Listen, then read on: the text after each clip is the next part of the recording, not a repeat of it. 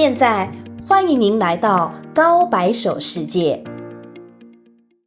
중국은 공산주의 국가이지만 경제적으로는 자본주의를 도입한 독특한 체제를 가지고 있습니다. 이처럼 공산주의의 이상인 생산수단의 공동 소유와 평등한 사회를 추구하면서도 사유재산을 인정하여 부의 격차를 허용하고 있다는 점은 이념적으로 큰 모순이 드러나는 부분입니다. 어떤 사람들은 민주주의 대 공산주의라는 구도를 싫어합니다. 공산주의는 경제제도이기에 자본주의 대 공산주의로 비교해야 하고 민주주의의 반대는 독재라는 거죠. 하지만 이는 자유민주주의 사회에 살고 있는 우리들에게 공산주의에 대한 나쁜 이미지를 조금이나마 상쇄하려고 하는 거짓말이라고 볼 수 있겠습니다. 공산주의는 단순히 경제제도만을 뜻하는 것이 아니라 정치적, 사회적 체제까지 포함하는 광범위한 이념이며 대부분의 공산주의는 결국 독재 사회로 변모하기에 민주주의 대 공산주의라는 등식은 자연스럽게 성립이 가능한 것입니다. 안타까운 건 북한은 못 가더라도 최소한 중국, 베트남, 라오스, 쿠바 등의 공산주의 국가에서 최소한 10년 정도는 살아보고 실제로 공산주의 사회가 어떤지를 직접 몸으로 체험한 후에 공산주의니 이데올로기니 하면서 떠들어야 하는데 자신은 자유와 인권을 충분히 누릴 수 있는 대한민국에서 살면서 겨우 낡은 구닥다리 책 몇 번 반복 암기한 걸로 공산주의에 대해서 아는 척 주장하는 사람들이 많다는 것입니다. 하지만 이론과 현실은 상당히 다르고 공산주의를 이론적으로만 이해하려는 시도는 실제 작동 방식과 그로 인한 사회적 결과의 중대성을 간과하는 것입니다. 이슬람은 한 가지 종교이기만 할까요? 한국에서 이슬람 종교 시설물을 건설하려고 하면 지역 주민들과 큰 마찰을 겪게 되는 경우가 많습니다. 이는 우매한 한국인들이 종교의 자유를 제한하는 나쁜 행동일까요? 이슬람은 종교와 정치를 일치시합니다. 대표적인 이슬람 국가인 이란의 헌법은 그들의 종교적인 가르침, 샤리아를 기반으로 합니다. 그리고 많은 무슬림들은 외국에서도 자신들의 숫자가 충분해지면 샤리아를 적용해서 지역 사회를 다스리려고 합니다. 해당 국가의 법 위에 군림하는 법, 그게 바로 이슬람의 샤리아입니다. 따라서 한국의 이슬람 사원을 건설하려는 행위를 단순히 종교 활동으로만 볼 수 없는 것입니다. 누군가는 저에게 편협한 생각을 가지고 있다며 비난하겠지만 잘못된 사상을 강요하는 것은 편협을 넘어 우리의 삶을 파괴하는 행위나 다를 바가 없습니다. 공산주의는 경제적, 정치적 이념이며 이슬람은 종교이자 사회적 체제이기에 기본적인 성격이 다릅니다. 하지만 중요한 공통점은 이들은 다른 제도, 종교와 쉽사리 섞일 수 없다는 것입니다. 중국은 개혁 개방 후 40여 년의 발전 과정에서 무엇보다 안보를 가장 중요하게 고려해 왔습니다. 중국 공산당은 자신들이 모든 권력을 장악하고 중국을 영도하는 게 아니라면 의미가 없다고 생각하기 때문입니다. 문제는 공산당이 옳다고 생각하는 방향이 국제적으로 많은 충돌을 야기하면서 그로 인한 경제적인 어려움이 점차 증가하고 있다는 것입니다. 우크라이나가 러시아에 밀기 시작한 큰 이유 중 하나는 러시아에 대한 중국의 도움입니다. 중국은 각종 전쟁 물자뿐만 아니라 반도체 등의 수출 통제 품목까지 러시아에 공급했으며 러시아는 이를 통해 드론 등 각종 전쟁 무기를 생산할 수 있었습니다. 더불어 굴삭기 등을 수출해 러시아가 점령한 우크라이나 영토에 수로비킨 라인을 건설하여 우크라이나를 막는 데 큰 역할을 했습니다. 수로비킨 라인은 우크라이나의 남부와 동부 전선에 걸쳐 우크라이나의 진격을 저지하려는 목적으로 여러 방어 시설과 장애물, 참호, 철조망, 방어진지 등으로 구성되어 있습니다. 러시아에 대한 지원으로 인해 중국 역시 타격을 입었습니다. 유럽 국가들 입장에서 러시아와 밀착하여 간접적으로 전쟁에 참전한 중국에 대한 감정이 좋을 수는 없으니까요. 유럽은 중국을 견제하는 차원에서 프랑스의 핵 항모 샤를 드골, 영국은 프린스 오브 웨일스 항모를 아시아 태평양 지역에 배치하기로 했습니다. 트럼프는 현재 GDP의 2%로 책정되어 있는 나토의 국방 예산을 3%로 올리라고 압력을 놓고 있기에 나토 국가들로서는 유럽, 중동, 동아시아 지역을 모두 감당해야 하는 미국에 부담을 덜어주기 위해 중국 견제에 힘을 보태는 성이라도 보여야 하기 때문입니다. 또한 전기차, 2차 전지, 철강 등 유럽연합과 무역 마찰을 벌이고 있는 중국을 압박하는 효과적인 수단이 될 수 있기 때문입니다. 중국 역시 러시아 지원으로 인해 발생한 어려움에 대해서는 잘 알고 있었지만 그렇다고 포기할 수는 없는 일이었습니다. 러시아가 무너진다면 서구 진영의 모든 압력이 중국에게 쏟아질 테니까요. 현재 중국은 우러전에 대한 미국과 유럽의 대응을 다각도로 분석하고 있을 것입니다. 그러한 결과를 대만 침공 시 대만이 우크라이나처럼 서방으로부터 각종 지원을 받을 수 없도록 하는 방안 및 서방 대응의 약점들을 찾고 있겠죠. 현재 중국이 봤을 때 아시아 태평양 지역에 미국의 동맹 중 가장 약한 고리는 한국입니다. 그래서 중국은 중국 방문 비자 면제 30일 같은 우호 정책을 펼치며 한국의 손을 내미는 것입니다. 아직까지 자유민주주의에 대한 민도도 낮고 법보다는 감정에 흔들리며 쉽게 선동되기 때문입니다. 더불어 북한 역시 한국의 몰락을 위해 범왕국적인 노력을 멈추지 않고 있죠. 한국이 작은 나라라고만 생각하는 사람들이 있는데 한국의 경제 규모는 세계 12위권이며 중국 경제 규모의 10분의 1입니다. 더불어 앞순위의 11개 국가 중 한국보다 인구가 적은 국가는 캐나다밖에 없습니다. 그만큼 고부가가치 산업들을 다수 보유하고 있는 선진국인 것입니다. 만약 중국이 더 살기 좋은 나라였다면 거의 100만 명에 달하는 조선족들이 모국을 떠나 한국에 올 이유가 없었겠죠. 그동안 중국은 한국의 사드 배치를 핑계 삼아 한하이형 등으로 한국 경제를 강하게 제재했습니다. 한국 드라마, 영화는 상영 금지를 당했고 한국 가수들의 중국 콘서트는 완전히 막혔습니다. 중국 게임은 한국에서 엄청난 돈을 벌어들였지만 한국 게임들은 2017년 이후 중국 시장에 진입하기가 매우 어려워졌습니다. 롯데는 엄청난 손실을 겪고 빈손으로 중국에서 철수했으며 삼성전자, 현대차는 중국의 생산 시설들을 폐쇄했고 LG 디스플레이는 최첨단 공장을 중국 기업에게 매각했습니다. 중국은 그런 식으로 우리를 압박하면 우리가 무너질 거라 생각했을 겁니다. 그리고 앞에 와서 무릎을 꿇고 중국 시장을 열어달라고 구걸하기를 바랬겠죠. 하지만 현대 기아차는 이제 토요타, 폭스바겐에 이은 세계 판매량 3위에 올라와 있고 한국 엔터계는 BTS와 블랙핑크라는 세계적인 밴드가 완전히 자리를 잡았습니다. 중국이 우리를 봉쇄하자 눈을 돌려 중국 시장보다 훨씬 더 큰 글로벌 시장에 집중했기 때문에 얻을 수 있었던 성과입니다. 이제 트럼프 대통령의 당선으로 인해 대중 압박은 과거와 비교할 수 없을 정도로 강력해질 것이기에 한중 관계에서 교류와 협력이 아쉬워진 건 우리가 아니라 오히려 중국입니다. 중국이 관계 개선을 원한다면 마땅히 그에 합당한 대가를 치러야 합니다. 내년 경주에서 한중 정상회담 후 한하이형 해제 소식이 기대되는 이유입니다. 한국과 중국은 역사, 정치, 군사, 경제, 문화적으로 경쟁을 피할 수 없는 관계이기 때문에 둘 중 하나가 못 살아야 오히려 평화로운 관계가 유지될 수 있습니다. 두 국가 모두 잘 살게 되면 오히려 충돌만 더 늘어날 뿐입니다. 흔히 말하는 윈윈이 전혀 안 되는 대상이 한국 입장에서는 바로 중국과 북한인 것입니다. 물론 그렇다고 지리적으로 가까운 이웃 국가이자 세계에서 두 번째로 큰 경제 규모와 인구를 가지고 있는 중국과 완전히 단절할 수는 없기에 최대한 중국에게 이용당하지 않는 선에서 철저하게 중국 리스크를 관리하며 최대한의 경계를 유지하면서 조심스럽게 협력을 이어가야 하겠습니다. 댓글로 자유롭게 소중한 의견을 남겨주시기 바랍니다. 오늘 영상은 여기에서 마치겠습니다. 시청해주셔서 감사합니다.